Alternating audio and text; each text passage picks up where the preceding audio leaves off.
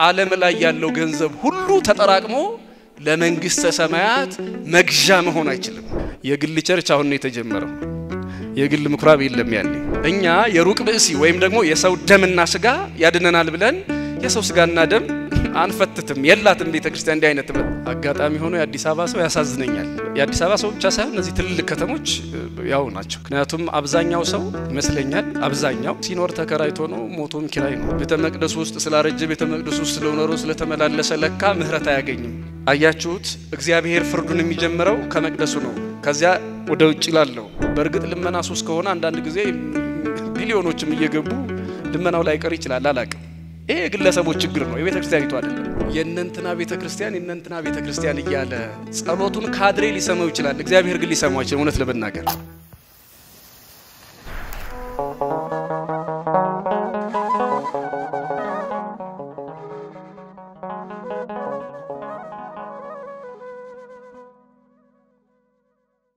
በስመ አብ ወወልድ ወመንፈስ ቅዱስ አሐዱ አምላክ አሜን።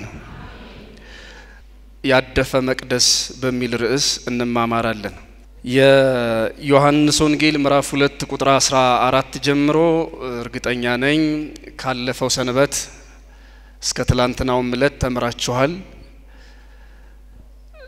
ቁጥር 14 ማቴዎስ ዮሐንስ 2:14 ጀምሮ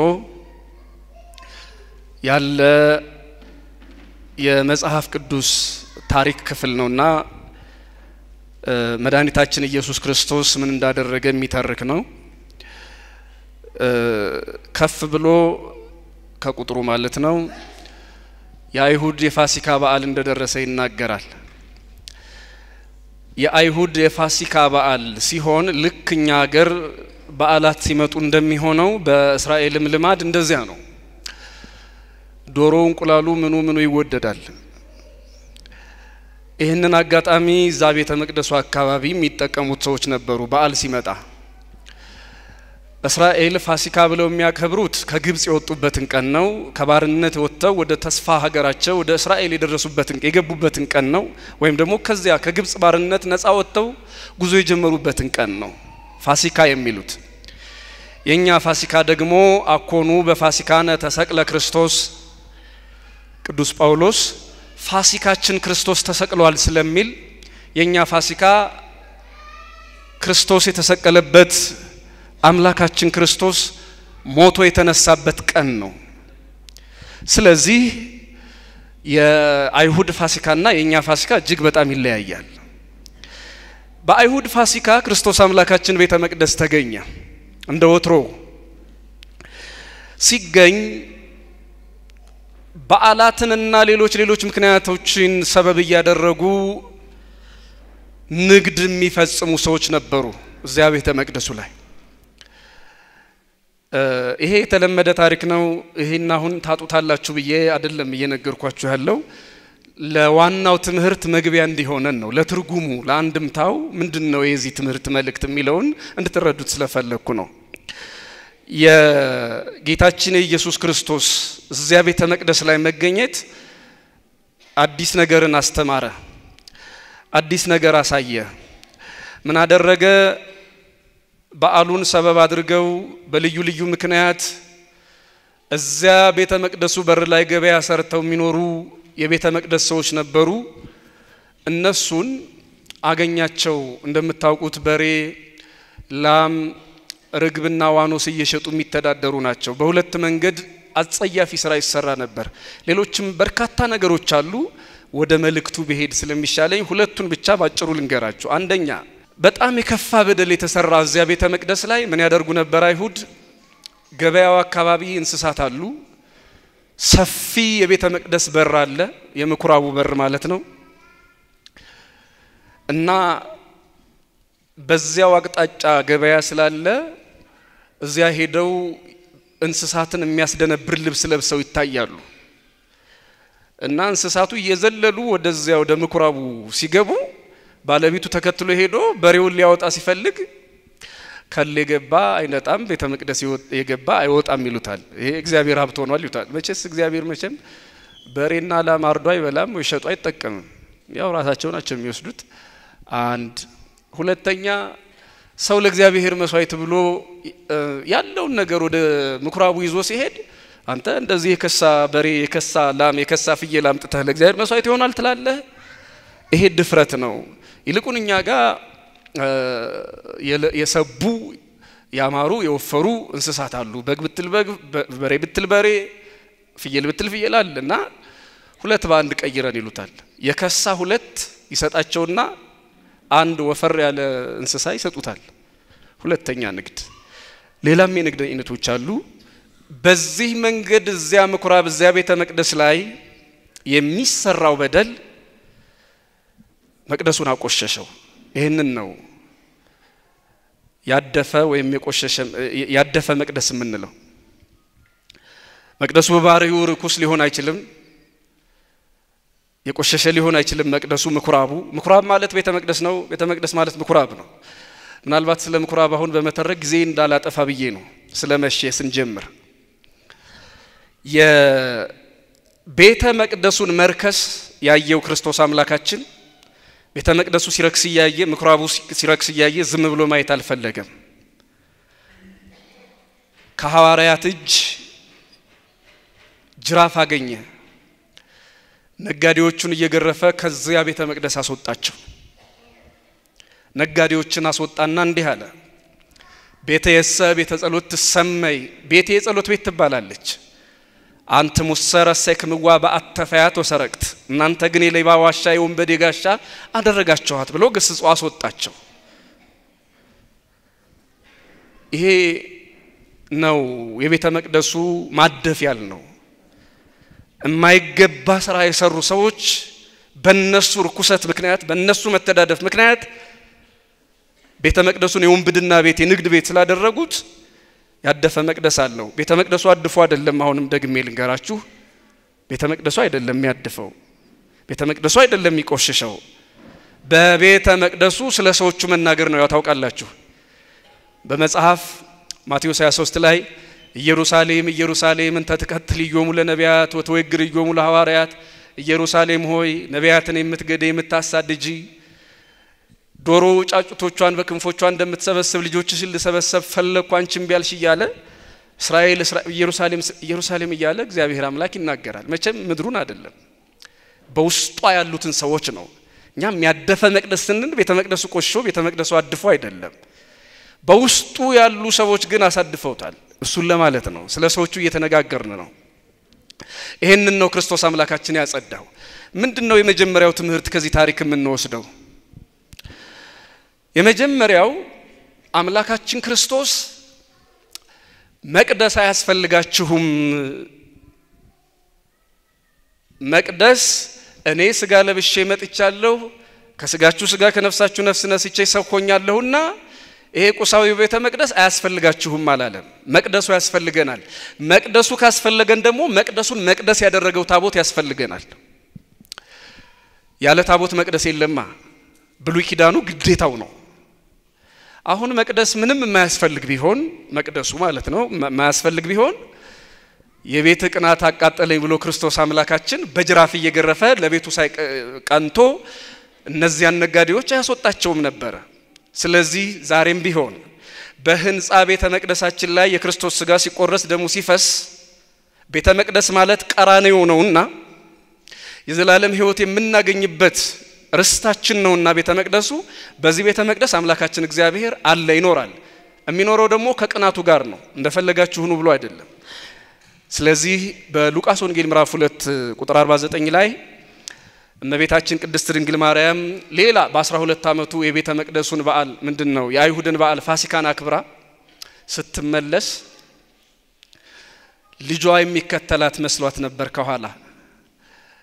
ከቤት ከደረሱ በኋላ እሷም ጠባቂው ዮሴፍም ክርስቶስን አጡት። ከ3 ቀን በኋላ ቤተ መቅደስ ውስጥ አገኙት።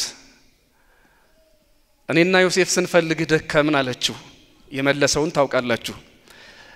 ይታምሩኑ ከመይደሎኒ አህሉ ተዛቡ የቤት ባባቴ ቤተ መቅደስ ባባቴ መቅደስ ልኖር እንደሚገባኝ አታውቁምን ብሎ ቤቱ የእግዚአብሔር ቤት መሆኑን ነገረን። እግረ መንገዱን ደግሞ ዮሴፍ ለክርስቶስ የሥጋ አባቱ አይደለም፣ ለክርስቶስ ምድራዊ አባት ሰማያዊ እናት የለውም።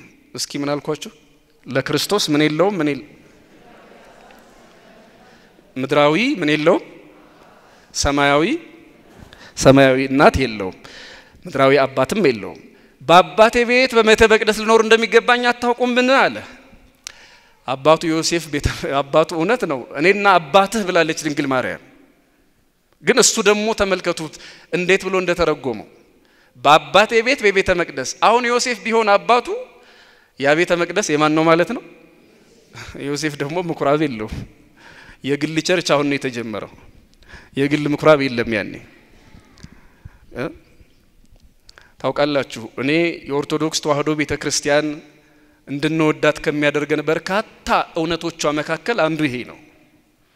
እዚህ ምድር ላይ ያሉ ሰዎች የእንትና ቸርች የት ነው ብለው ሊጠይቋችሁ ይችላሉ። በተለይ ከገጠር የመጡ ወይ ደግሞ እዚህ ኖረው የማያውቁት አንድ ጎረቤታችሁን ጠርተው የእንትና ቸርች የት ነው ሊሏችሁ ይችላሉ። ስለገጠመኝ ማለት ነው። እኛ ግን ቅዱስ ፓትርያርኩ እንኳን ቢሆኑ የግላቸው ቸርች የላቸው። አባቶቻችን የካቴድራሉ አለቆች የግል ቸርች የላቸው። ቤተክርስቲያኑ የማን ነው?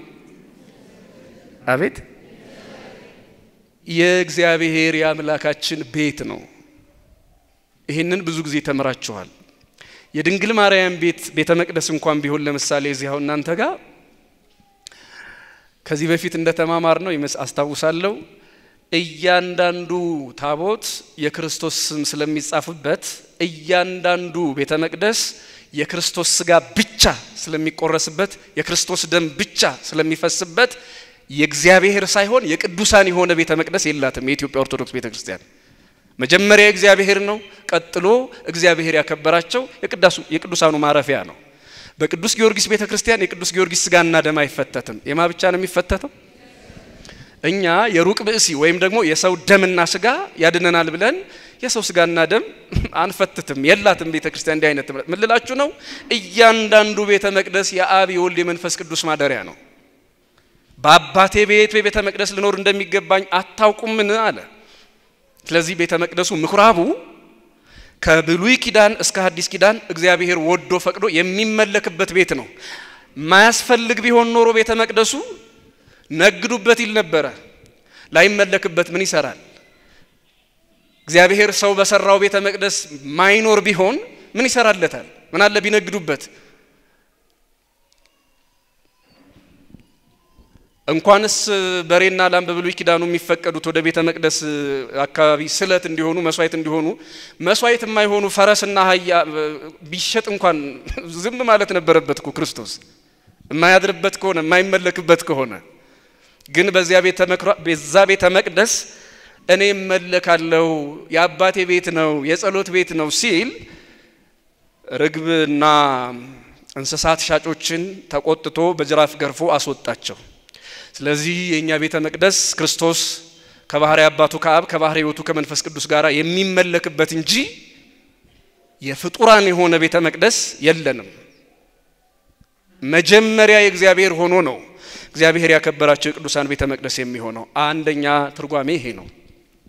ሁለተኛ አንዳንድ ሰዎች በተደጋጋሚ እንግዲህ በየመድረኩ የምንናገረው ነገር ነው ምኩራብ ነውና ሳምንቱ ስለዚህ ስንማር ይሄን ቁም ነገር ብናውቀው ብዬ ስለማስብ ዛሬም ለእናንተ ብናገረው ብጠይቃችሁና ብንማማርበት ጥሩ ይመስለኛል። ስለ ንግድ ስናነሳ እንዴ አሁንስ የቤተ መቅደሱ ዙሪያ ፎቆኖ ቤተ መቅደሱ እየተከራየ ምንድነው ህንጻ ኖሮት ያከራየ ልዩ ልዩ ገቢዎች ተፈጥሮ ይሄ ብቻ አይደለም። ዛሬም እኮ ንግዱ አልጠፋም። ለምን ከሞተ ሰው እንኳን እንዲያው ጸሎተ ፍትሐት ተብሎ ብር ከፍለን እኮ ነው ፍትሐት የምንፈታ እና እንዴት ነው ንግድ የቆመ የሚሉ ሰዎች አሉ። እንዲያውም እነዚያ እኮ ይላል አንዳንዱ ሰው እኔ የደረሰኝን ጥያቄ ነው በነገራችን ላይ ያብራራው ያለውት በግል እነዚያ እኮ የነገዱት ይላሉ ጠያቂዎች በሬ ከብት ምናምን ነው እዚያ ቤተ መቅደስ ውስጥ። አሁን ግን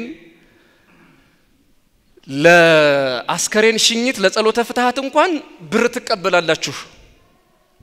አንድ ክርስትና ለናስነሳ ስንመጣ ታስከፍሉናላችሁ። ሁለት በቅዳሴ ወይም በጸሎት ጊዜ ስማችን ይነሳ ስንል ስማችንን ላነሳችሁበት ብር ትቀበሉናላችሁ 3 እንዲህ አይነት ጥያቄዎችን ቤተክርስቲያኒቱ በሞዴል ያስከፈለች የምትቀበለውን ብር ከንግድ ጋር ያያይዘውት ሰዎቹ ዛሬም እኮ ንግድ አልቆመም እናንተ መምራን በምን ሞራላችሁ ነው እንደው እነዚያን አይሁድን በሬ ሸጡ ርግብ ለወጡ ብላችሁ የምትኮንኗቸው እኛ ይሄው እንዲህ አይነት ክፍያ እየከፈልን ነው ብለው የሚያነሱ ሰዎች አሉ እንግዲህ ጠያቂዎቻችን ይስሙት አይስሙትም ባላቅም እናንተን እስኪ እኔ ደግሜ ልጠይቃችሁና ጥያቄው መልስ ይሆናል እስኪ ብቻዬን ከምናገር በዚያው እስኪ ልጠይቃችሁ ለክርስትና ከፍላችሁ ታውቃላችሁ አታውቁም ይከፈላል አይደል ለጸሎተ ፍትሃትስ ሰው ሞቶ ይከፈላል አይከፈልም እሺ ለቀብርም ይከፈላል አይደል አጋጣሚ ሆኖ የአዲስ አበባ ሰው ያሳዝነኛል የአዲስ አበባ ሰው ብቻ ሳይሆን እነዚህ ትልልቅ ከተሞች ያው ናቸው ምክንያቱም አብዛኛው ሰው ይመስለኛል አብዛኛው ሲኖር ተከራይቶ ነው ሞቶም ኪራይ ነው ፉካዎቹ ክፍያ ያላቸው ይመስለኛል አይደል ስለዚህ በሞቱም በህይወቱም ኪራይ ላይ ነው ማለት ነው ሞቱም ማያርፍም የከተማ ሰው ይሄ ምን ሆነ እውነት ይሄ ከንግድ ጋር እንደሚገናኝ እንመጣበታለን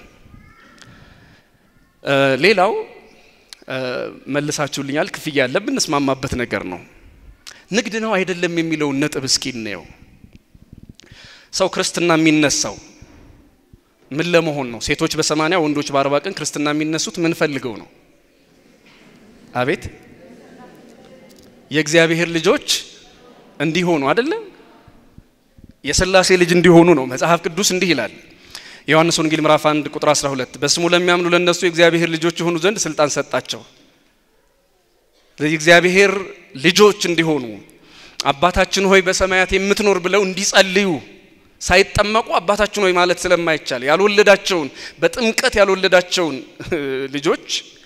ልጆች አይላቸውም ክርስቶስ እዚህ በጥምቀት ይወለዳሉ አባታችን ሆይ ብለው ይጠሩታል እኛ ልጆች ስለሆነ ነው አባታችን ሆይ ብለን የምንጠራው በጥምቀት ስለተወለድን ስለዚህ የእግዚአብሔር ልጅ ለመሆን ነው የምንጠመቀው ጸሎተ ፍትሃትስ የሚደረሰው ምን ለመሆን ነው ለሞቱ ሰዎች የሚጸልዩ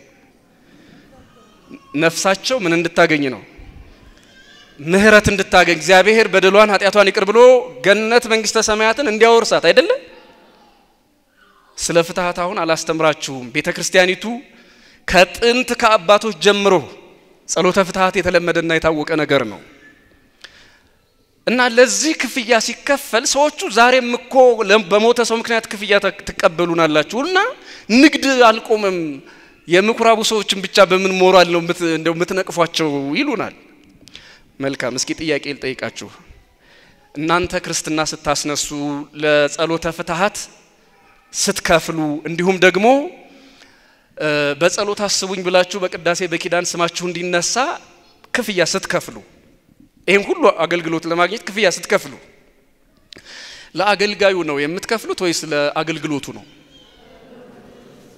አቤት ለአገልግሎቱ አይደለም መልካም እኔ በዚህ ይበቃናል ብዬ ነበር ጥያቄው ሊጨምራችሁ ነው ለአገልግሎቱ ብላችሁኛል እሺ ለምሳሌ አንድ ሰው ጸሎተ ፍትሃት ተደርጎለት ከሲኦል ወደ ገነት እንዲሄድ እግዚአብሔር ኃጢያቱን ይቅር እንዲለው ነው የሚጸልየው አይደለ እንደዚያ ከሆነ በዚህ ከተግባባን ሰው ገነት ገብቶ ለመኖር ሰው መንግስተ ሰማያት ገብቶ ለመኖር 2000 ብር ዋጋው ነው ስቱዲዮ ከፍ ሲል ለባለ ትዳሮች አንድ መኝታ ሁለት መኝታ ቢባል የሚከፈለው ያውም በየወሩ አስቡት የሚከፈለው ሰው ከገቡ መውጣት ካገኙ ማጣት በሌለበት በእግዚአብሔር መንግስት ውስጥ ለመኖር የናንተ 4000 ብር ለመንግስተ ሰማያት እውነት ዋጋ ነው ስለዚህ ባጭሩ ለአገልግሎት አይደለም የምትከፍለው አገልግሎቱን ዋጋ ሆኖ አቻ ሆኖ ልትገዛው የምትችለው ምንም አይነት አገልግሎት የለም ይሄን እንድታውቁት ለአገልግሎቱ የሚመጥን ክፍያ ያለን የምትሉት 4000 ብር ለአንድ ፍትሃት እውነት ለመናገር እንደው ኑሯችን ስለማይፈቅድ እንጂ 1 ሚሊዮን 2 ሚሊዮን ቢሊዮን ቢከፈል ለመንግስተ ሰማያት ዋጋ ሊሆን የሚችል ምንም አይነት ብር የለም ገነት ገብቶ ለመኖር ዋጋ የሚሆን ምንም አይነት ስጦታ የለንም ሊኖረን አይችልም የትኛውንም ስጦታ ብንሰጥ እኔ ቢሊየን ምናምን ብዬ ቁጥር ጠራው ዓለም ላይ ያለው ገንዘብ ሁሉ ተጠራቅሞ ለመንግስተ ሰማያት መግዣ መሆን አይችልም ለአገልግሎቱ አይደለም የከፈላችሁት ለክርስትና ሲሆን የምትከፍሉት ምንድነው ሰው የእግዚአብሔር ልጅ ለመባል ስንት ነው ክፍያው የአሜሪካ ዜግነት ለማግኘት ስንት ቁም ስቅል እንደሚታይናው ቀለ እንዴ ሰው የእግዚአብሔር ዜጋ ለመሆን የእግዚአብሔር ልጅ ለመባል እነዚህ 100 ብሮች ሺህ ብሮች ዋጋ አይደሉም ይውላችሁ ለዘላለማዊ ህይወት ዋጋ ሊሆን የሚችል ምንም አይነት ብር የለም ስለዚህ እናንተ የምትከፍሉት ለአገልግሎቱ አይደለም አገልግሎቱ ሊመጥን የሚችል አገልግሎቱ ሊተካ የሚችል ምንም ብር የለም ስለዚህ ለአገልጋይ ነው የምትከፍሉት ጸሎተ ፍታቱን የሚጸልየው ካህን የሚጸልየው መርጌታ ከሰማይ መና ይወርድለትም የሚበላ የሚጠጣ ነው ቤተሰብ የሚመራ ነው ስለዚህ እናንተን ለማገልገል ብሎ ሲያገለግል አባቶች ካህናት ሲያገለግሉ ከአገልግሎት በኋላ ኑሮ ስላላቸው ለኑሯቸው ብቻ ለአገልጋይ እንጂ አገልግሎቱን የሚመጥን ምንም አይነት ክፍያ የለም ስለዚህ ንግድ አይደለም ያኛው ተመልከቱ በጣም የተለያየ ነው በሬ ይሰጣሉ በሬውን የሚመጥን ወርቅ ያመጣሉ ወርቁን የሚመጥን ስጦታ ነው አቻ የሆነ ንግድ ነበር ንግድ አቻ ነው አይደል እንዴ አንዳንድ ጊዜ የተስማማንበት አቻ ነው ልውውጡ የተስማማንበት ተወደደ እሱ ሌላ ጣጣ ነው ተስማምተን የምንገበያየው ግብይት ነው ይሄኛውን እኔ ይሄን ስቀበል ምሰጠው ደግሞ ተመጣጣኝ ይሆናል ብለን አምነንበት ነው ተመጣጣኝ ነው ብለን ለመንግስተ ሰማያት ግን ምን አይነት ተመጣጣኝ ዋጋ አለ የእግዚአብሔር ልጅ ለመሆን ምን ተመጣጣኝ ዋጋ አለ ስለዚህ በደንብ ይግባችሁ አሁን መልሼ ልጠይቃችሁ ለጸሎተ ፍትሃት እንዲሁም በህያዋን ለሙታን የሚጸለየው ጸሎት ለክርስትና የሚከፈለው ክፍያ ለአገልግሎት ወይስ ለአገልጋይ አቤት ገብቷችኋል አይደል አገልግሎቱን የሚተካ ምን የለም ምንም አይነት ክፍያ የለም አገልግሎቱን ሊተካ የሚችል ጫማ ስትገዙ ብር ትሰጣላችሁ ጫማው ቀብ አሁን አቻ ነው ብለን ስለምናስብ ማለት ነው ልብስ ስትገዙ ብር ትሰጣላችሁ ልብስ ታመጣላችሁ አቻ ነው ብላችሁ ስለምታስቡ ግን ጫማው ኤክስፓየርድ ያደርጋል አያደርግም ስልኩስ ያደርጋል አያደርግም እንዴ እንዲያደርግ ሆነ ተብሎ ኤክስፓየርድ እንዲያደርግ ተብሎ ነው የሚሰሩት ሲጀመር ስልኩን ልብሱም እንደዛው ጫማውም እንደዛው ካንተ ጋራማ ዘላለም ከኖረ ይከስራል ነጋዴ አምላካችን እግዚአብሔር ነጋዴ አይደለም ይኸውልህ የዘላለም ልጅነትን በሚያልቅና ምናልባትም ያንድ ወር ደሞዝ ሊሆን በማይችል ዋጋ ነው ለካህኑ የሚሰጣችሁ የዘላለም ገብቶ መውጣት የለም አግኝቶ ማጣት የለም እንደዚህ ግነት በየጊዜው የሚታደስ አይደለም ሙታን ከሞቱ በኋላ በእግዚአብሔር መንግስት ከገቡ በኋላ አጠራጣሪ ነገር የለም ከእግዚአብሔር መንግስት ከእግዚአብሔር መዳፍ ሊወጡ አይችሉም ይሄንን ይቅርታና ምህረት ለማግኘት ምንድነው ክፍያው ስለዚህ ለአገልግሎቱ ለመንፈሳዊው አገልግሎት የሚመጥን ምንም ክፍያ የለም የምን ንግድ ነው ይሄ ንግድ አይደለም ምናልባት ስለ ፉካ ካነሳችሁ አይቀር እሱ ችግር ያመጣው ነው እንድታውቁት ችግር ያመጣው ለምሳሌ እናንተ አሁን አስራት በኩራታችሁን ከ10 አንዳችሁንና 10 ብር ስታገኙ 1 ብር ለቤተ ክርስቲያን ባለ መስጠት ምክንያት ችግር ያመጣው ነው እንጂ አሁን ለምሳሌ ይሄ ሙዳይ ምጽዋት የሚገርማችሁ በባህሪው በቤተ ክርስቲያን ስርዓት ሲሰራ ይሄ ሙዳይ ምጽዋት ማለት ምን ማለት ይመስላችኋል አታውቁትም ሙዳይ ምጽዋት ማለት ምን ማለት ነው አታውቁትም እንዴ እሺ የምጽዋት ሳጥን ማለት ነው የምጽዋት ምን ማንንም ይወስደው ብሩን አቤት ምን አፍራችሁ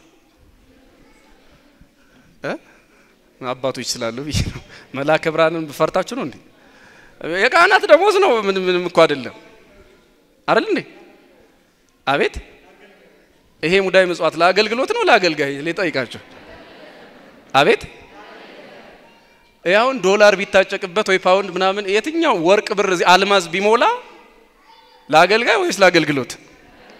ግን የሚገርማችሁ እናንተ ከ10 አንዳችሁንና በኩራታችሁን ስለማትሰጡ ይሄ ሙዳየ ምጽዋት የምጽዋት ነው። አይኑ ለፈረጠ እጅግሩ ለተቆረጠ ጧሪ ለሌላቸው ሽማግሌዎች አሳዳጊ ለሌላቸው ህፃናት ተብሎ ነበር በመሰረተ ሐሳቡ ሙዳየ ምጽዋት በቤተክርስቲያን የተፈቀደው። ይሄ ገንዘብ ለነዳያን ነበር። አሁንስ አስራቱን በኩራቱን በጊዜው የማይሰጥ ህዝብ ስላለ ችግር ስለሆነ ነዳያኑ እኛ ራሳችን ሆን። አያችሁት? ችግር የወለደው ነው ይሄ የሌላዎች ትርፋትርፎቹ እንጂ አሁን ማንም ሰው ክርስትና በነገራችን ላይ ችግር የወለደው ነው ስል እንደው ምናልባት ብር የሌለው ብር ሳይኖር አንድ ሰው ክርስትና ሊያስነሳ ቢመጣ ብር ስለሌለህ ክርስትና አናነሳልህም አይባልም ተብሎ ከሆነም አላዋቂ ሰው ገጥሟቸው እንጂ ቤተክርስቲያኒቱ እንዲህ አይነት ችግር የለባትም። ብር የሌላቸው ሰዎች ጸሎተ ፍትሃት በነፃ ማግኘት ይችላሉ። ብር ከሌላችሁ ጸሎተ ፍትሃት አይፈጸምላችሁም ምትል ቤተክርስቲያን የለችም። ይሄን ያህል ንግድ ያለባት ቤተክርስቲያን እንዳይመስላችሁ። እንደዚያ እንደ ምኩራብ ሰዎች ክርስቶስ እንደገሰጻቸው እንደዛ እንዳታመሳስሉት። ምናልባት ቤተክርስቲያን ምን ያህል ለድሆች እንደምታስብ ምሳሌ መስጠት ካስፈለገ ይልንገራችሁ። ለምሳሌ ባልና ሚስት ሊጋቡ መጡ። ቀለበቱ ላይ መጸለይ ነበረበት። ቀለበት መግዣ ብር የላቸው። እስኪ ምን የሚፈጠር ይመስላችኋል? ካህኑ ሲያዩአቸው ቀለበት የላቸው ድሆች ስለሆኑ ቀለበት መግዛት አይችሉ። ቀለበት መግዛት ስላልቻላችሁ ጸሎተ ተክሊሉን አናደርስም ወይም ደግሞ ጸሎቱን አንጸልይም ይላሉ። ምን መፍትሄ አለ? እስኪ የምታውቁ ንገሩኝ። አታውቁትም? ምን ሊደረግ እንደሚችል? ምን የዘንባባ ቀለበት ወይስ ምን ሊሆን ይችላል? እንድታስቡት ነው ቤተክርስቲያኒቱ ምን ያህል ለድሆች እንደምታስብ። አንዳንድ ጊዜ ማህበራዊ ሚዲያ ላይ እናያለን። አንዳንድ ግለሰቦች አጠፉትን ጥፋት የቤተክርስቲያን መልክ ለማስመሰል ገንዘብ ስለሌለኝ እዚህ ቦታ ቁርባን ተከለከልኩ፣ ገንዘብ ስለሌለኝ እዚህ ቦታ መንፈሳዊ አገልግሎት አታገኝም ተባልኩ ሚሉ ነገሮችን እየሰማን ነው። ይሄ ግለሰቦች የሚሰሩት ነውር ነው እንጂ ቤተክርስቲያን እንደ ተቋም እንዲህ ነው ባህሪዋ። ልንገራችሁ፣ ቀለበት የሌላቸው ሰዎች ቢመጡ በአሁኗ ቤተክርስቲያን ላይ ኖር ይችላል። ይሄ ቀለበት ችግር ይሆናል ተብሎ ስለማይታሰብ አሁን በታላላቅ ቦታዎች ገዳማት፣ አድባራት ብትሄዱ ግን አንድ ቀለበት ይቀመጣል። ሰፋ ያለ ቀለበት የሁለቱም ጣት በዚያ ሰፊ ቀለበት ላይ የባልየውም የሚስትየውም ጣት ይገባና የቀለበት ጣቶቻቸው እዛ ውስጥ ይሆኑና ስርዓተ ጸሎቱ ያልቃል። ከዚያ እንደዛ ሆነው ስርዓተ ጸሎቱ ቅዳሴው ምኑ ካለቀ በኋላ እስከ ደጀ ሰላም በዛው ባንድ ቀለበት ታስረው ይሄዳሉ። ደጀ ሰላም እኔ እንጃ አባታችን እንግዲህ መላከ ብርሃን አላሁን ደጀ ሰላም እኔ አዲስ አበባ አይቼው አላውቅም። እንዳልሳሳት ብዬ ነው የጠየቅኩ። እና ደጀ ሰላም የቱ ነው? እስኪ ንገሩኝ። እስኪ ወንዶች እስኪ ንገሩ። ደጀ ሰላም የት ነህ ስትባሉ ደጀ ሰላም ትላላችሁና ምን ማለት ነው? ድግስ ቤት ማለት ነው አይደል? የሆነ እየበላችሁበት ያለው ቤት ነው። የሆነ እየበላችሁ እየጠጣችሁ ያላችሁበት ነው ደጀ ሰላም የሚባለው አይደለም? ከተማ እንደዛ ነው። ደውላችሁ አረዛ ቤተክርስቲያን ደጀ ሰላም ውስጥ ነኝ ካለ አንድ ሰው በቃ ምን እያደረገ እንደሆነ ግልጽ ነው። በገጠሩ መሐራ ቤት ይባላል። ይሄ ነፍሲ ማር ብለን ምግብ የምንበላበት ማለት ነው። ከተሜው ደግሞ ዘኬ ምናምን ይለዋልሽ። ለማንኛውም ግን ደጀ ሰላም የሚባለው በቤተክርስቲያን በስተምዕራብ በኩል የግድ ይሰራል። ቤተልሔም ቤት ነው የሚሰራው። አቤት በስተምስራቅ በመሃል ላይ ቤተ መቅደስ አለና ብዙ አገልግሎቶች ይሰሩበታል። ያ ደጀ ሰላሙ እዚያ ደጀ ሰላም ድረስ ቀለበቱን አድርገው ይሄዳሉ። ደጀ ሰላም ሲደርሱ ምስጢረ ጋብቻን ተምረው አንድ አካል እንደሆኑ አንድ ነፍስ እንደሆኑ ፍቅር እስከ መቃብር ሳይሆን ከመቃብር በኋላም ህይወታቸው ህይወት መላእካዊ ተሰጥቷቸው እንስሳዊ ጠባያቸው እዚህ መቃብር ላይ ቀርቶ አንድ አካል አንድ አምሳል ሆነው እንደሚነሱ ያስተምራቸዋል። ቀለበቱ ደግሞ ለሌላ ደሃ ስለሚያስፈልግ ይመለሳል ማለት ነው። ይዘውታ ሄዱ።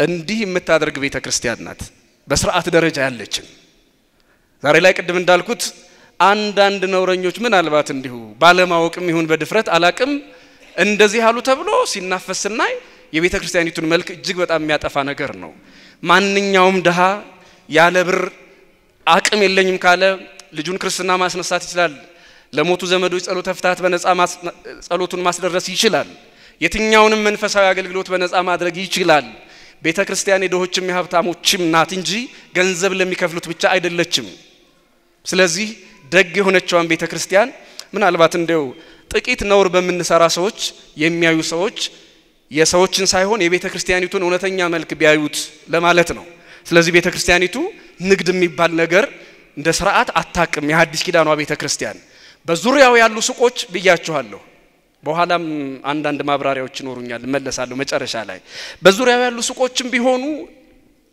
ግዴታ ያመጣቸው ናቸው ቅንጦት አይደለም ቅንጦት ያመጣቸው አይደሉም ከናንተም ከቤተክርስቲያኒቱ ምናልባት ለናንተ በተደጋጋሚ እንግዲህ የማስተማር ጉድለት ይሁን አላቅም ብቻ ግን ቅድም ያልኳችሁ እያንዳንዱ ምእመን ከአስር አንዱን ቢሰጥ አስራት በኩራቱን ቢያወጣ ይሄ የምትሉት ነገር በሙሉ ላይ ያስፈልግ ይችላል አሁን እኮ ቤተክርስቲያን በእናንተ አስራት በኩራት አይደለም ይሄ ነው በእናንተ የስለት ገንዘብ ነው እና ዝም ብላችሁ ትንሽ ጸልያችሁ ከአስራታችሁ ላይ እንዲሁ ዝም ብሎ ደስ ያላችሁን ስለምታደርጉ ነው በመደበኛ መንገድ ግን ከአስር አንዱን ቢሰጥ ሰው ይሄ ሁሉ ንትርክ አይኖርም ነበር ቤተክርስቲያናችን ውስጥ ለማንኛውም አምላካችን መድኃኒታችን ኢየሱስ ክርስቶስ እየገሰጸ ከቤተ መቅደስ ያስወጣቸውን እነዚያን አቻላቻ የሆነ ንግድ ይሰሩ ለመንፈሳዊ አገልግሎት ያይደለ እንዲሁ ለራሳቸው ጥቅም ያደርጉ የነበሩ ሰዎችን ገስጾ ከቤተ መቅደስ አስወጣ እና የዛሬዋን ቤተ መቅደስና ያኛውን እንዳታነጻጽሩ ለማለት ይሄን መልእክት ለማስተላለፍ ነው ሌላው የመጨረሻ መልእክቴ ከዚህ ታሪክ ላይ እየሰማችሁ ነው አይደል የመጨረሻ መልእክት የሚሆነው ያደፈው ቤተ መቅደስ ምንድነው ሚለውን ወደ ራሳችን አምጥተን ትምህርቱን እንቋጭ ቅዱስ ጳውሎስ በአንደኛ ቆሮንቶስ መልእክቱ ምዕራፍ 3 ቁጥር 16 ላይ ይታምሩኑ ከመታቦቱ አንተሙ ለእግዚአብሔር ወማህደሩ ለመንፈስ ቅዱስ እናንተ የእግዚአብሔር ማደሪያ የመንፈስ ቅዱስ ቤቶች እንደሆናችሁ አታውቁም ምን ብሎ እኛ የእግዚአብሔር ምኩራብ እንደሆንን ነገረን እኛ ማለት የእግዚአብሔር ምኩራቦቹ ነን የእግዚአብሔር ምኖቹ ምኩራብ ማለት ቤተ መቅደስ ነው ለዚህ እኛ አሁን ዋነኛው የእግዚአብሔር እውነተኛው የእግዚአብሔር ቤተ መቅደሶች ነን መለኮት የሰራን መሐንዲስ ምድራዊ መሐንዲስ አይደለም ግንበኛ አይደለም እግዚአብሔር መሐንዲሳችን እግዚአብሔር ሆኖ እሱ ራሱ የሰራን የእግዚአብሔር ቤተ መቅደሶች ነን ቅዱስ ጳውሎስ እንደተናገረው እና የእግዚአብሔር ቤተ መቅደሶች ከሆነን የሱ ማረፊያ ነን ሸቀጥ እንዲያርፍብን አይፈልግም ግን ንጹሃን ነን አሁን በሬ ስለተሸጠበት ርግብ ስለተለወጠበት ወርቅና ብር ስለተለወጠበት ምኩራብ አይደለ ዋናው የቤተ ክርስቲያን አባቶቻችን ሲተረጉሙት ይሄ የጌታችን ኢየሱስ ክርስቶስ ጅራፍ ይዞ የመግረፉ ምስጢር ለኋለኛው ምጻቱ ለኋለኛው ፍርዱ ምሳሌ ነው ይላሉ ሲያርግ እንዳያችሁት እንዲሁ ይመጣል ብለዋል አይደል ቅዱሳን መላእክት ሐዋርያት በደብረ ዘይት ተራራ በቢታንያ ምድር ላይ ከፍ ያለ ሲያርግ ክርስቶስ አምላካችንን ካይናቸው እስኪሰወር ድረስ ቀና ብለው ያዩታል ቅዱሳን መላእክት መጡና ሐዋርያትን የሐዋርያት ሥራ ምዕራፍ 1 ላይ ሲያርግ ያያችሁት እንዲሁ ይመጣል አሏቸው ይመጣል ሲመጣ ጅራፍ አለው ይሄ ጅራፍ የማቴዎስ ወንጌል ምዕራፍ 25 ቁጥር 31 ጀምሮ ያለው ቃል ነው ኑ የሚለው ጥሪ ነው ሂዱ የሚለው የሚገርፍበት ጅራፉ ነው ሂዱ የሚለው ከኔ ራቁ የሚለው ምህረትንና ፍርድን ይዞ ይመጣል ክርስቶስ አምላካችን እጁ ላይ አይደለም ፍርድን ባንደበቱ አድርጎ ሲመጣ ያ የእግዚአብሔር ፍርድ ጅራፍ ተብሎ ተገልጧል በአባቶቻችን ትርጓሜ እና ክርስቶስ ሲያጸዳ ያየነው ከመቅደሱ ጀምሮ ነው ለካ ክርስቶስ ሲመጣ በግርማ መለኮቱ ሲገለጥ ማጽዳት የሚጀምረው ውጭ ያለውን ብቻ አይደለም ማጥራት የሚጀምረው እዛው መቅደሱ ውስጥ ያረጁትን ጭምር ነው። ቤተ መቅደሱ ውስጥ ስላረጀ ቤተ መቅደሱ ውስጥ ስለኖረ ስለተመላለሰ ለካ ምህረት አያገኝም። አያችሁት? እግዚአብሔር ፍርዱን የሚጀምረው ከመቅደሱ ነው። ከዚያ ወደ ውጭ ላለው እግዚአብሔር ፍርዱን የሚጀምረው እና ምን አለን ብለው እምነት ከሚጎላቸው የእምነት መልክ ኖሮን ግን ደግሞ ኃይሉን የካዱ እነዚህ ሰዎች ላይ ፍርዱን እንደሚጀምር ሲያሳይ ከምኩራብ ጀምሮ ቁጣውን ጀመረ። ቤተ መቅደሱን ባሳደፉት ማለት ያን ምኩራቡን ባሳደፉት ብቻ ማለት አይደለም። ዋናው እኛ ቤተ መቅደስነታችን የእግዚአብሔር ቤተ መቅደስ ነንና የእግዚአብሔር ቤተ መቅደሶች እኛ ብዙ ሸቀጥ ይኖርብናል። እኔ ብዙ ጊዜ የሚባለው አባቶቻችን የሚያብራሩት የምታውቁት ከጾማችን ጋር አብሮ ማይሄድ ሸቀጥ አለ፣ ከጸሎታችን ጋር አብሮ ማይሄድ ንግድ አለ፣ ከመንፈሳዊው ህይወታችን ጋር ከክርስትናችን ጋር አብሮ ሊታይ የማይገባው እንክርዳድ አለ ያልጠራ እና ሰው የቂም የበቀል የክፋት ሱቅ ከሆነ በኋላ ልቡናውን ወደብ አድርገው አካንንት ከተከራዩት በኋላ በጥላቻ ሰው የእግዚአብሔር ንጹህ ቤተ መቅደስ ሊሆን አይችልም። ሰው የእግዚአብሔር ንጹህ ቤተ መቅደስ ሊሆን የሚገባው አጋንንት በሱ ልብ ላይ በሱ ህሊና ላይ በሱ አእምሮ ላይ የሚያራግፉትን ክፉ ነገር ሁሉ ከክርስቲያኖች ላይ ሊኖር የማይገባውን ነገር በሙሉ አራግፎ የሚኖር ንጹህ ከሆነ በኋላ ንጹህ የእግዚአብሔር ቤተ መቅደስ የሚሆነው። አልያ ግን እኛም በሬ ባይነገድብን ከበሬ ይልቅ የገዘፈ ከፍየል ከበሬ ከላም ከበግ ይልቅ የገዘፈ ብዙ ነገር እንስሳዊ ጠባይ ማለት ነው። በሌላ አነጋገር ምናዊ ጠባይ አልኳችሁ? እንስሳዊ ጠባይ እኛ ውስጥ አለ። ይህን ከዚህ ያስወጣው አይደል ያለ ክርስቶስ አምላካችን በጅራፉ። ያ ቤተ መቅደስ እንስሳት ስለገቡበት ነው። አይሁድን ክርስቶስ እየገረፈ ከዚያ ካህናቱን የሚያስወጣቸው እንስሳትን ስለነገዱበት እንስሳት ላይ እና ሌላም ወርቅ ብርን መቅደሱ ላይ ስለነገዱበት። እኛ ጋር ምናልባት በውስጣችን የበላነው የበሬ ስጋ ሊኖር ይችላል፣ በሬ የለም። የበላነው የበግ ምናምን ስጋ ሊኖር ይችላል፣ ለጊዜው ግን በሬና ምናምን የለም እኛ ውስጥ። ግን ደግሞ እንስሳት ባይኖሩ የእንስሳት ባህሪ በውስጣችን አለ፣ የአራዊት ባህሪ በውስጣችን አለ። ይሄ እንስሳዊና አራዊታዊ ባህሪ በውስጣችን እያለ ንጹህ እግዚአብሔር ቤተ መቅደሶቹ ነን ወይ ብለን ራሳችንን እንጠይቅ ችግር ነው። ስለዚህ የተወደዳችሁ ክርስቲያኖች ያደፈ መቅደስ እንዳንኖር አምላካችን እግዚአብሔር በጅራፉ ሳይሆን በቃሉ ያንጻን። ዛሬ ቃሉ ያላነጻቸውን ሰዎች ጅራፉ ሲገርፋቸው ከባድ ነው እና እግዚአብሔር ጅራፉን እስኪያነሳ ድረስ ለምን እንቆያለን? አሁን ለመሆኑ እንደው እኛ ብንቆሽሽ የኛ ምኩራብ የኛ ቤተ መቅደስ ንጹህ የሆነው ሰውነታችን ለእግዚአብሔር ብቻ ሊሆን የሚገባው ሰውነት ቢቆሽሽ እግዚአብሔር በምንድነው የሚቀጣን የሚለውን ነገር ባጭሩ ተናግሬ ትምህርቱን ልቋጭ። የመጀመሪያው እግዚአብሔር መቅጫ የሚሆነው ክርስቲያኖች ክፉ ሰዎችን በማምጣት ነው። ክፉ ሰዎች እግዚአብሔር ጅራፎች ናቸው። ክፉ ሰዎች የማን ጅራፎች አልኳችሁ?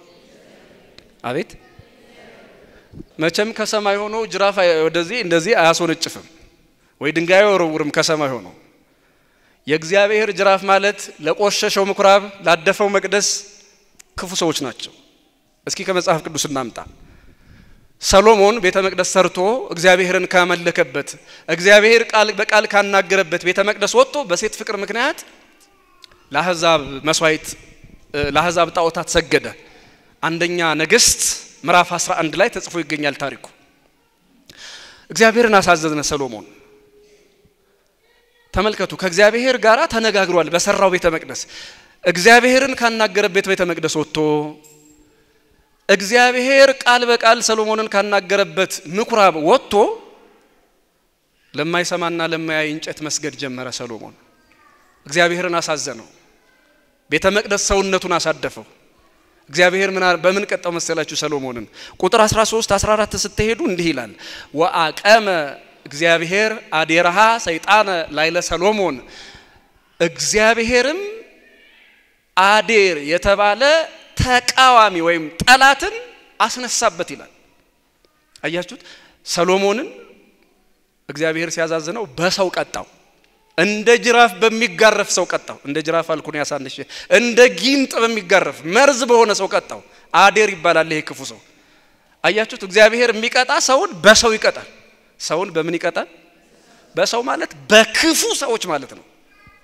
አስባሲያኖስ የሚባል እስራኤልን ያቃጠለ በ70 ዓመተ ምህረት ከእስራኤላውያን ስጋ ሳሙና እየሰራ የሰው ስብ ሲቃጠል እንዲ ነው እንደ ይያለ ምርምር ያደረገ የመጀመሪያው ክፉ ሰው ይባላል። ጥጦስ አስባሲያኖስ አባትና ልጅ ናቸው። እስራኤልን ካጠፉ በኋላ መራራ መከራ እንዳደረሱባቸው ያየ ሌላ ሰው እንዲያው እስራኤል ይሄ ሁሉ መከራ ያደረሰባቸው ለምንድነው ይሆን ብሎ ሲጠይቀው ራሱን አስባሲያኖስን ምን አለ? በድለው ነበረ። ለበደሉት በደል እግዚአብሔር እኔን መቅጫ ጅራፍ አድርጎ አስነሳኛለ። እኔን መቅጫ ጅራፍ አድርጎ ምን አደረገኝ? አቤት የክርስቶስ እንደማፍሰሰው ነበር አይደለ? ለዚያ ቅጣት አድርጎ እኔን አስነሳኝ እንደማለት ነው። እንግዲህ እቺ ነገር በሀገራችንም የሆነች ይመስለኛል። ታሪኩ ምንድነው? ብዙዎቻችሁ የምታውቁት ይመስለኛል። አጼ ቴዎድሮስ ቅድም እንዲያውም ወደዚህኛው ወደ መቅደሱ መጣለሁ ያልኩበት ነገር ላይ ደርሻለሁ። የመጨረሻው ታሪክ ምን አድርገው ነበረ? 2 ቄስ 3 ዲያቆን ለቤተ መቅደስ ይበቃል አሉ። ስንት አልኳችሁ? 2 ቄስ 3 ዲያቆን ለአንድ ቤተ መቅደስ። ይሄ ሁሉ ጋጋታ ምንድነው? ሰርተ ብላ አሉ። ሁሌም ይሄን ታሪክ ሳስብ እንኳን በእኛ ዘመን አልሆኑ ነው የምለው። አልቀን ነበር አይመስላችሁም? ይመስለኛል 200 300 አካባቢ እና አስወጣቸው። አሁን 300 400 ካህናት ለማለት ይሄ ህንጻ እንኳን እየተከራየ ወይም ሌላ ዙሪያውን እንደው በጣም ጥሩ ህንጻ እንኳን ቢከራይ ከባድ ነው ገቢው ማለት ነው። ይሄን ሁሉ ሰው ማስተዳደር ግዴታ ነው። አያችሁት? ህንጻዎች የሚጠቅሙት እዚህ ጋር ነው። የእናንተ አስራት በኩራት ይሄንን ህዝብ በሉት እኮ እዚህ ያለው ካህን ይሄን መምራት ይችላል። በፈረቃ የሚሆኑ አገልጋዮችን መምራት ይችላል። እንዲያም ሆኖ የቤተ ክህነት ኑሮ የምታውቁት ነው። እንዲያውም ለነግራችሁ የፈለኩት ካላችሁ እንኳን ተቸግራችሁ የምትሰጡት ነገር አልበቃ ስላለ ቤተ ክርስቲያን ሌላ አማራጭ መቅደሱ ከሚዘጋ ቅዳሴው ከሚታው ማህሌቱ ከሚታጎል አገልጋዮችን ለማብዛት እንዲህ አይነት የገቢ አማራጮችን ታበዛለች። ይሄ ንግድ አይደለም፣ መንፈሳዊ አገልግሎትን ለማስቀጠል የሚደረግ ነገር ነው። ቤተ ክርስቲያንን ጃንጥላ ዘቅዝቆ ከመለመን የሚያድን ነገር ነው። የሆነ ችግር በመጣ ቁጥር እናንተ ባካችሁ ብሎ ለስብከተ ወንጌል 15 ደቂቃ እየተሰጠው ለልመና 1 ሰዓት የሚሰጠውን መርሃ ግብር ለማቆም ነው። በርግጥ ልመና ሱስ ከሆነ አንዳንድ ጊዜ ቢሊዮኖችም እየገቡ ልመናው ላይ ቀር ይችላል። አላቅም። ይሄ ግለሰቦች ችግር ነው፣ የቤተ ክርስቲያኒቱ አይደለም። እንደዛ እንዳታያይዙት እና ይሄ ሁሉ ካህን እርግጠኛ ነኝ በሳቸው ዘመን በአንድ ቤተ መቅደስ 40 ሰው ከኖረ ተመስገን ነው። ውጡ አሉ 5 ሰው ይበቃል ብለው እና ካህናቱ አዝነዋል። አንድ የተረገመ ለራሳቸው ነው የተረገመ ምለው ዲያቆን ተረገመ ያልኩት በሳቸው አንደበት ነው፣ በእኔ አይደለም። የተረገመ ነው የሚሉት መቼም ብዬ ነው። ገብታ ቅዳሴ ሲያስቀድሱ እስኪ ንገሩኝ፣ ሰራዩ ይሄ ምንድነው? ገባሬ ሰናዩ ዲያቆን የሚያነበው የማንን መልእክት ነው? ቅዳሴ ላይ የሐዋርያት የማንን የሐዋርያው የወንዶች አታውቁትም? የማንን መልእክት ነው የሚያነበው? አረብ በመድኃኒዓለም ተው። ዲያቆኑ የመጀመሪያው ዲያቆን ለንባብ ሲወጣ የማንን መልእክት ነው የሚያነበው? አቤት አባታችን ይሄ መቼም እኔ አንዳንድ ጊዜ የወንጌል ኪሳራ በጣም ነው የሚታይ። አሁን እናንተ ካላወቃችሁት ሌላው ሰው እንዴት ነው የሚሆነው? እርግጠኛ ነኝ እናንተ አሁን በቅዳሴ ያላችሁ በእርግጠኝነት በጣም ነው የምታስቀድሱት፣ ትማራላችሁ ደግሞ። እኔ ትምህርቱ እንዴት መሆን እንዳለበት እኔ እንጃ። ነግሬያችሁ ይሆን አንድ ጸሐፊ ያለውን ይመስለኛል ብዙ ጽፏል ስገምት። እኔ ስሙን አላቀው ማህበራዊ ሚዲያ ላይ ነው ያየሁት። መግቢያዋን መታሰቢያ ብሎ ምን አለ? መታሰቢያ መጽሐፍ ሲገልጡ እንቅልፍ ለሚጥላቸው ይሁንልኝ አለ። እና ባካችሁ አንብቡ ክርስቲያኖች፣ እንዲህ መታሰቢያ እስኪጻፍልን ድረስ ተው። ለማንኛውም እሺ የቅዱስ ጳውሎስን መልእክት ነው የሚያነብ፣ ሌላ ንባብ የለውም። የማንን መልእክት? 14 መልእክታት አሉት። ከ14 መልእክቱ አንዱን ማንበብ ግዴታው ነው። ይሄ ዲያቆን ግን ምን አነበበ መሰላችሁ? መጽሐፈ ኢዮብን አነበበው። ማንን አልኳችሁ? ምን ይላል ያ ደግሞ መጽሐፉ? ወያነግስ እግዚአብሔር ብእሴ መደለው፣ በአማርኛ እግዚአብሔር ክፉ ንጉስ ያመጣል እያለ ያነበዋል። እና እንዲህ እያለ እየሰሙኝ ነው ወይስ እንዴት ነው ብሎ እንደዚህ የጎሪ ጥያቄ ነው የሚያነበው። ይችን ብቻ ብሎ በረከተ አብ ወፍትወልድ ብሎ ናናና አሉት። ሊጨርስ ማለት ነው። አቤት ሲላቸው ቀጥሎ ያለውን በለው እስኪ ያሉት። ቀጥሎ ደግሞ በእንተ እከየ ህዝቡም ይላል። በአማርኛው ስለ ህዝቡ ክፋትም ይላል። አጅሬው ለካ ይችን ነው የተዋት ቆርጦ ሁሉንም በለው አሉት። እግዚአብሔር ክፉ ንጉስ ያመጣል ስለ ህዝቡ ክፋት ብሎ ያሰበው ሳይሳካለት ተመለሰ። እና ከዚያ ሲወጣ ዲያቆኑን ምን አሉት ይባላል? አልቀጡትም መሰለኝ፣ እድለኛ ዲያቆን ነው። ይኸውልህ እኔን ከሆነ ክፉ ለማለት የፈለከው እኔ ክፉ ንጉስ ሆኜ የመጣሁት አንተን ልቀጣ እግዚአብሔር አዞኝ ነው አሉት። እግዚአብሔር በክፉ ሰዎች ይቀጣል። ምህረት የማያውቁ፣ ፍቅር የማያውቁ፣ ይቅርታ የማያውቁ፣ ወንድምነት እህትማማችነትን ወንድማማችነትን የማይፈልጉ፣ ጥቅም ብቻ ማዕከል ያደረገ ወንድማዊነት፣ እህትማማችነት፣ ቤተሰባዊነት ትርፍና ኪሳራ ያሰላ የሚኖር እንደዚህ አይነት ቅጣት ያመጣል እግዚአብሔር። ታውቃላችሁ ያ በኤሊ ዘመን የነበረው ቤተ መቅደስ ባደፈ ጊዜ አህዛብን አስነስቶ እግዚአብሔር እስራኤልን ቀጣ። ታቦታቸው ተማረከ። ካህናቱ ተገደሉ። ቤተ መቅደሱ ሲያድፍ እንዲህ ነው ዛሬ የሚያደርገው እግዚአብሔር። ክፉ ሰዎችን ያመጣል፣ ይቀጣል። እና ሰውነታችን በምንድነው ይሄን ሁሉ ቅጣት የሚቀበለው ለምንድነው የሚለውን ሁለት ጥቅሶች ልንገራችሁ። መጀመሪያው የይቅርታ ልብ የለንም። በቃ ይችን እንያዝ። እምንጾመው ከቂም ጋር ነው፣ እምንጸልየው ከቂም ጋር ነው። በዋናነት ደግሞ እኔ የሚታየኝ ሀገራዊውን ነገር እያሰብኩ ነው እንጂ የሆነ ፐርሰናል የሆነ ነገር እንኳን ቢሆን ምናልባት እንደምንም ሽማግሌ ሊፈታው ይችላል። አንዳንድ ነገሮቻችንን ስታዩአቸው ግን ጸሎትን መናም ያስቀሩ ይሄን 55 ቀን ጾመን ከነነዌ እንድናንስ የሚያደርጉ የጾም አይነቶች አሉ። ነነዌ ስንት ቀን ነው የጾምነው? ይሄን እኛ አብይ ጾምን ስንት ቀን ነው የምንጾመው? ሌሎቹ ጾሞች ስትጀምሩ ነፃ ቀን ይመስለኛል ወደ 100 አካባቢ ቀን መሰለኝ ካልተሳሳትኩ፣ ከሰባቱ አጽዋማት ውጪ የሆነ ቀን። ይሄን ያህል ዘመን እየጾምን ግን በ3 ቀን ይበልጡናል። አይገርማችሁም? እነዚህ የነነዌ ህዝቦች እኮ እግዚአብሔር የለሽ ሆነው ያረጁ እግዚአብሔር የለሾች ናቸው። ሲመለሱ ለካ ልባቸው ተሰረው በ3 ቀን ከእግዚአብሔር ጋር ታረቁ። ይሄን ያህል ቀን እየተጾመ ለምንድን ነው እንደው እግዚአብሔር እኛን እንባችንን የማያብሰው ጦርነት የማይጠፋው ጧት የመጣን እንቅፋት ማታም ቀንም እየደጋገመም ይመታል? ለምንድን ነው? አያችሁ ክርስቲያኖች፣ እግዚአብሔር ጦርነትንም የሚያመጣ ዝም ብሎ እንዲሆኑ በጠዋጭ ሰዎች ስላሉ ብቻ እንዳይመስላችሁ። እግዚአብሔርን እሺ ብሎ ሰምቶ በቅን ልቡና የሚጸልይ በትሁት ሰብና የሚጾም ሰው ከሌለ መቅደሱን ያረከሰ ሰው ከበዛ ይሄው የሚያደርገው ይሄንን ነው። ምን ልላችሁ ፈልጌ ነው? እንደው ጸሎታችንን ተመልከቱ። እኔ ከይቅርታ አንፃር በተለይ ውጭ ሀገር ታውቁታላችሁ፣ ውጭ ላይ ያማሮች ቤተክርስቲያን የሚባል አለ፣ የኦሮሞዎች የትግሬዎች ምናምን ይባላል። አንድ በሉ። እዚህም ሀገር ደግሞ ያው ነገር መጥቷል። በጣም የውጭ ሲገርበን እዚህ ሀገር መጥቷል። እስኪ ጸሎታችንን እንየው። ሁለት ቃላት በጣም ይገርሙኛል። እነዚህ ልነግራችሁ ፈልጌ ነው። አንደኛ ግዙ የመጀመሪያው ደስ ይለኛል። ከመንህነኒ ንህድግ ለዛበሰለነ ህድግ ለና በሳኖ ጌጋይነ፣ እኛ የበደሉንን ይቅር እንደምንል በደላችንን ይቅር በለን። እስኪ ሁላችሁም በሉት፣ እኛ በሉ የበደሉንን ይቅር እንደምንል በደላችንን ይቅር በለን። እኛ ምን ያሉንን? አንዳንድ ቤተክርስቲያን አሁን ይሄ ይጸለያል።